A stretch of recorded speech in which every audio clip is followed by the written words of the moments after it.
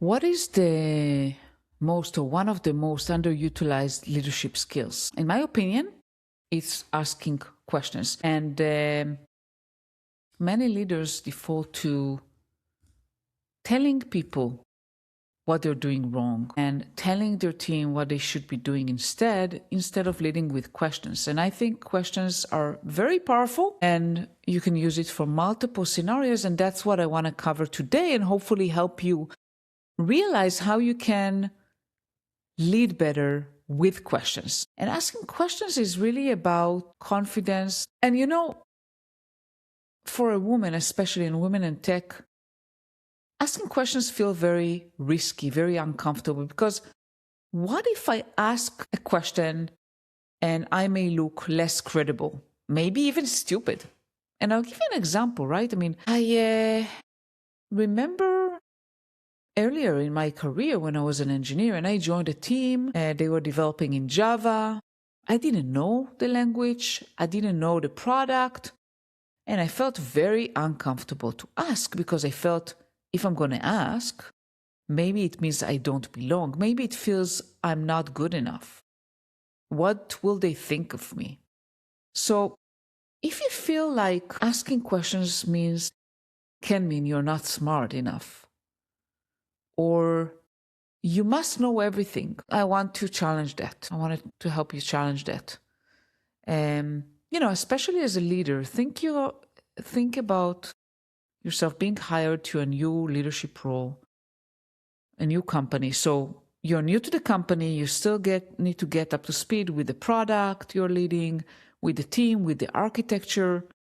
There's no way you're going to know everything. And it's really difficult, right? When you're starting out, you need to prove yourself, you need to build trust with the team. You want them to appreciate you as a leader who is, smart and technical.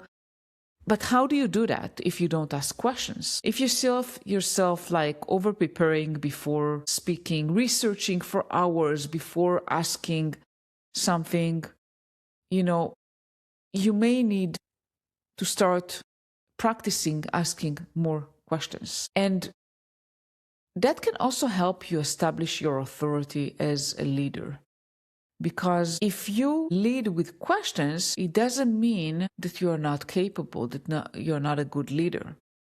A good leader doesn't know everything. A good leader is not the smartest person in the room. Because leadership, in my opinion, is not about having all the answers and knowing everything. It's about guided thinking, guiding the team, challenging the team. And you do that by asking questions because you don't need to prove you're smart. You need to elevate the conversation as a leader. And I have a perfect example for you, for my career. So think about me. I moved to the US and was looking for my first engineering management job in the US. And I started after a few months of moving to the US, leading a team. I was obviously new to the company. I didn't know what they were doing. To be honest, I was not even knowledgeable about, the technology and what they were doing. Everything was new to me. The team there that I managed worked together for several years. They knew each other. Obviously, I had a huge gap to fill. Yet, with all that right in mind, after a few months, I noticed something that really bothered me. So the architecture I thought was not scalable, and I thought there was like something that needed to be changed. And I went to talk with the architect who architected the whole thing. So think about a situation. You're relatively new as a manager, a woman, right? I'm a woman. I'm an expat. I'm new to the company. And now I need to talk with the architect and challenge his architecture. How do I do that? So the straightforward way would be to say, hey, I think you made a mistake. I think this is not scalable. I think this is not going to work, whatever. Let's change it to whatever. How do you think the architect would react if I come with that approach? Obviously, he may feel angry, uncomfortable, disrespectful, defensive, multiple ways that can go, right? But that will raise a lot of objections from his side if I come and tell him, hey, you architected something, it's not good enough. And this is what I did. I didn't even realize I was doing that, but I guess it came natural to me at that point. The instinct told me that that was the right way to lead a conversation. So I started by asking a lot of questions. Hey, I wanted to talk to you about this. I noticed several support, tickets and several incidents we had, and he was aware of that. It was very painful at the time. Well, what do you think about that? How do you think we're going to get by, or we're going to be able to hold when we are getting more and more and more load in the system, when we are going to acquire more and more and more clients and getting more usage? Well, what do you think is going to happen? How do you think we're going to be able to scale? And as I was starting to ask all those questions, and really I was coming up curious, not condescending in any way. It was like a brainstorming discussion. And within a few minutes, it was much, much quicker than I thought. That architect told me, you know what? I know what is the problem. And he pointed to exactly the area where I thought there was the problem. And he said, you know what? I know even how to solve it. Within a few days, made architecture changes and started executing. It was like magic. And you know what was the difference? It was, instead of telling that person, you are wrong, or you did something wrong, or you made a mistake, I was leading with questions. How will it scale? What challenges are you seeing? What happens at 10x of the load? And the questions lowered the defensiveness, created ownership, and built also my authority as a leader. And this is not the only situation where you can use questions. So that example was about challenging someone, right? About telling someone maybe that what they're doing is not going to be good, telling them maybe they made a mistake. Let's take a different example of using questions that really worked well for me as well.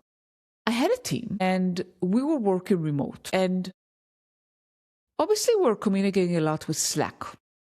And we had one engineer in the team that was available on Slack not before 11, some days even 12. The team were very, very irritated by that. And they kept complaining to me. This engineer, he's so lazy. He wakes up so late. He never shows up, when we need him. They were very angry at him. And I obviously was the manager, said, you know what? And I noticed that too, right? And I said, you know what? That's okay. Let me talk to him. Okay, so what would be the natural way to approach this, right? It will be, okay, he's late. He must be lazy. And this is a judgment, okay? If I come to a conversation with saying, he must be lazy, or something else negative, I'm judging. I'm coming with bias. And I tried really to come to the conversation with curiosity. I said, you know what? I don't know what's going on. I'm going to try to figure this out. And I started with giving him feedback in the framework that I really like using, which is SBI, Situation, Behavior, Impact. And I said, you know what? I noticed that every day, on Slack, you're not available before 11 or 12. And the challenge it creates is, if I need you earlier, or if the team need you, they are not able to reach you. What's going on? And I paused and I let that engineer talk. And what I found out was actually something completely different than I thought. He said, you know what? I'm not a morning person. I don't like to wake up early.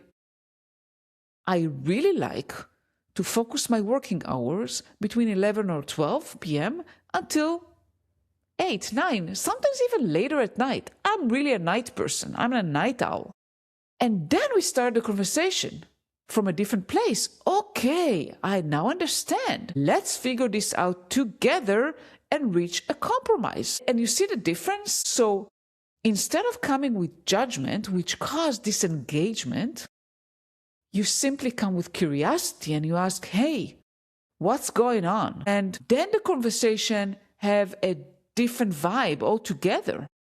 And instead of a conflict, you create collaboration and alignment, because curiosity really can reveal information that you may not have. And why is this especially difficult, right? For women especially, because we feel like, as women, and I felt that, we are maybe judged a little bit more, and maybe there are more biases against that, and asking questions can be misinterpreted, right?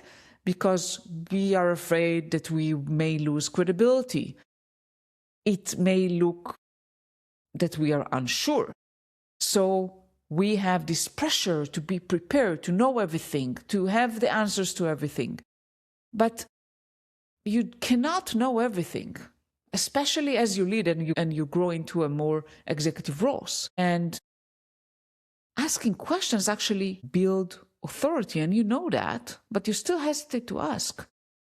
And you have to kind of start practicing it, and it will become easier and more natural, and then you will be seen as a leader who challenges. Actually, it will improve how you're being perceived and improved your authority. So I want to challenge you with, instead of proving that you know the answer, start challenging with questions. Instead of judging, come with curiosity. Instead of telling people what to do, try to coach them. And this is exactly the work I do with leaders that I coach. We practice, like I did yesterday, we practice feedback sessions or conversations they need to do with their manager. And you only grow and become better at asking questions by practicing. And I do that every single day. I coach, so as a coach, I need to ask more questions.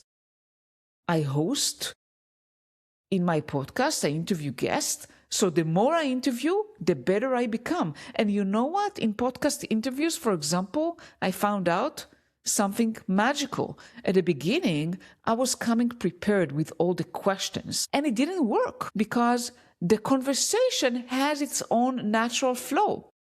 So the more I came with, okay, this is the theme I want to follow. Those are some questions, but I'm not going to be sticking to them. And I'm going to be curious. I want to listen to what the guest is telling me. And then based on what they're telling me, I'm going to start asking questions. The better the episode turned out. And this is hard, right? But the more you practice it and not think about what's the next thing I'm going to say, and more focused on the other person and really listen. And listening is a different skill that I can talk about in different time. The better you become in identifying things and then dive deeper, and it helps you become a better leader. So if that resonated with you and you're ready to shift from proving that you know, from telling people what to do, to lead by questions, I'm here for you to support you if you need help.